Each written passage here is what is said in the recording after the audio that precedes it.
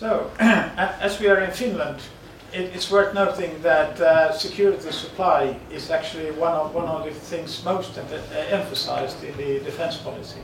But then it's good also to remind that actually the foundation of Saab in 1937 was actually based upon security of supply.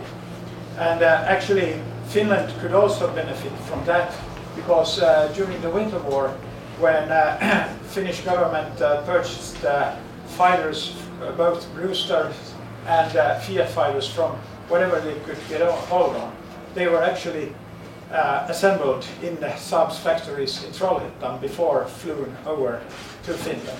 So even there was a link between Saab and Finland. Later on, after the war, Saab has turned into a full-fledged security and defense company with a large portfolio, actually all from submarines to fighters, but also with missiles, simulators, but also civilian products for airborne systems and others. And linked upon that, it's more than natural that for more than 70 years Saab has already been present in Finland and actually provided systems for the Finnish Defence Forces, high-tech systems, actually for all three services, for the Army, for the Navy, as well as the Air Force.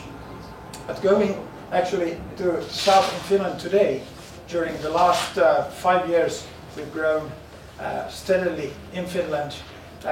We have almost doubled the numbers of employees, now already 130 Saab employees in Finland. And I think that by the end of the year we would have doubled it, as we are constantly now recruiting new skilled engineers. One reason also for the growth is that we have a strategic long-term cooperation with autat University, based both on advanced electronics, microwave technologies and others. But I also especially want to highlight our technology center in Tampere, already with more than 30 high-skilled engineers who are now already part of Saab's global research and development program.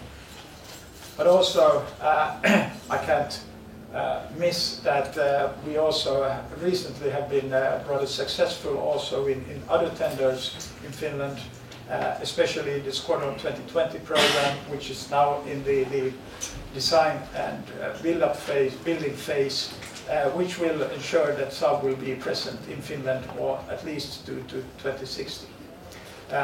In addition,